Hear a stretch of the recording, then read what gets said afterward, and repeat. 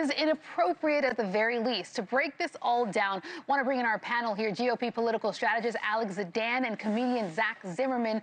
Thank you for joining us. We'll start light here with you, Zach, and your thoughts on that SNL skit and how much material President Trump, gives the comedic world, and maybe is it too much right now? Totally. I thought the sketch was very funny. People say, Trump is good for comedy. I don't know if that's true. I don't know if, separating families and rolling back trans rights is particularly gut-busting. But what I do think Trump has done to comedy is it's made it harder and more necessary. It's harder to find a new take, which I think SNL did with this sketch, and it's more necessary to find some little bit of relief from just the onslaught of things that are happening, the flipping back and forth, the rolling back of things. So it's why they pay comedians like me the big bucks, Yeah, like you, not me. I love it here. Alex, I'm wondering your thoughts in terms of, the truth behind some of this, the flurry of executive orders that have come out, the good and bad take on that. I think that Saturday Night Live is doing something that we've seen it do a lot in recent years. It's more observing than commenting on things. It's recreating as opposed to making a point with a satirical bite. Sure, that was funny. But I remember the Saturday Night Live sketches that would take Bill Clinton to an absolute absurd maxim. I remember the SNL sketches that were a little bit more biting than that when SNL has become too safe.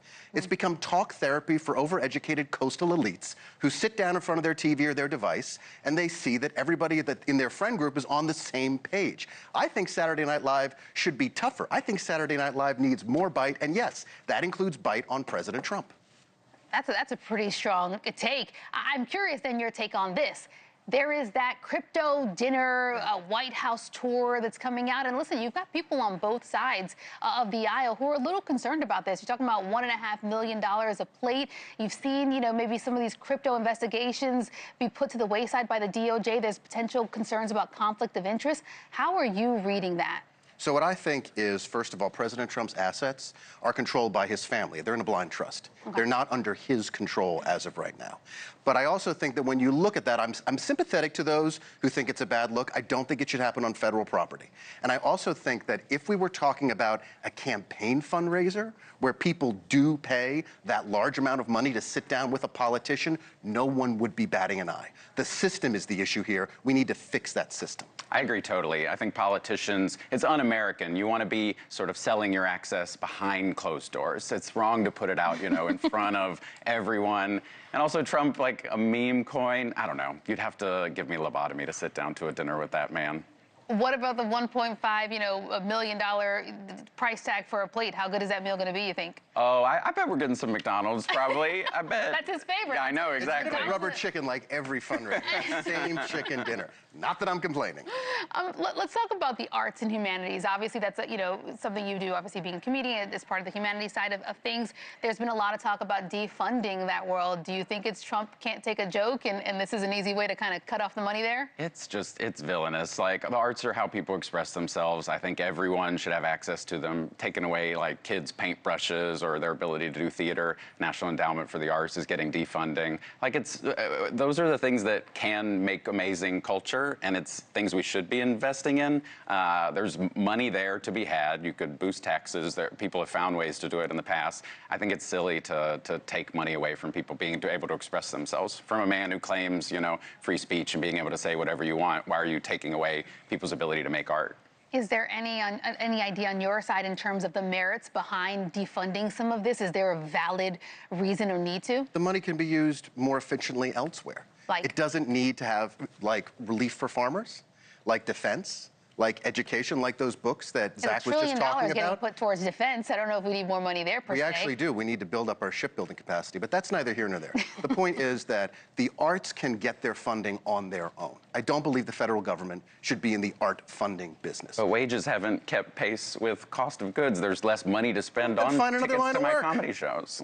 I'll tell you one thing that has scared me, in the sense that, listen, I'm obviously a journalist. I believe in journalism. And when we talk about defunding, and not only defunding the arts, but there has been obviously the Trump signing executive order to defund, organizations and news outlets like PBS and NPR. These are institutional, institutions that have been around for decades and, rely on federal funding so they don't have to worry about profits as much to do really hardcore journalism. What is your take on defunding even news? It's going beyond arts, but critical, I think informative infrastructures like PBS and NPR. NPR does not get a majority of its funding from the federal government, first and foremost. It can recover from that. PBS does have a valuable role to play in rural communities, but with the internet and smartphones, that's changed. The model that set up PBS and even NPR decades ago is no longer viable. People can get their news elsewhere. The federal government doesn't need to be the one footing the bill. What about you? What do you think about the removal of the funding there? I think it's sort of ripped right from a headline that you're like getting rid of Sesame Street. Like, who doesn't love Sesame Street? Why are you taking away money from, educating and teaching kids in rural communities? It's mind-blowing to me. SNL was right on point then with the Elmo joke last night. I think Elmo's suing. Elmo's taking it to the Supreme Court. At this point, there's so much litigation around, I wouldn't be surprised if Elmo sued.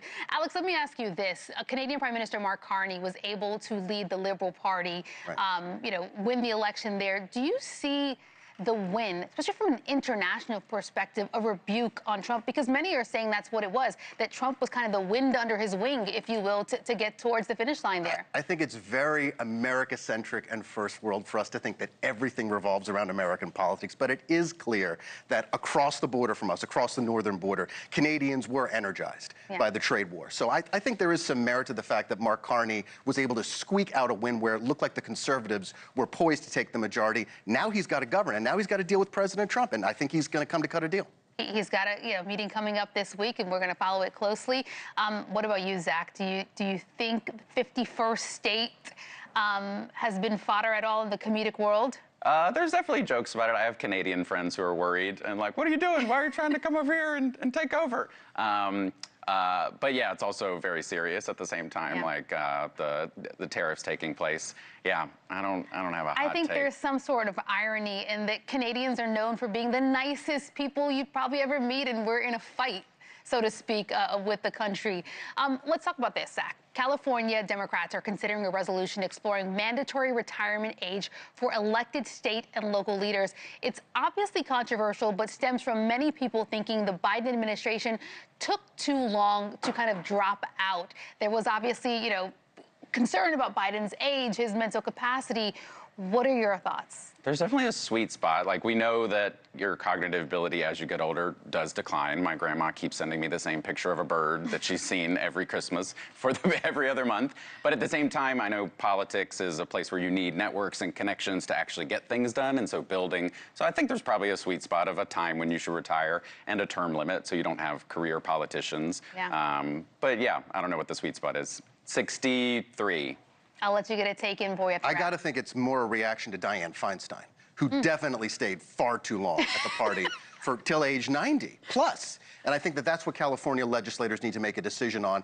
Individual states can make that choice on their own, but in general, I'm in favor of term limits. I'm in favor of people stepping away when they still got the mojo, not after. Yeah, especially in Congress. That's a whole other debate and argument there, but there's not really term limits there, and that's probably one of the more powerful positions, I would argue, than the president. But that's for another time. Really appreciate your insight, both you, GOP political strategist Alex Zdan, and comedian Zach Zimmerman. Thank you again. Thank you.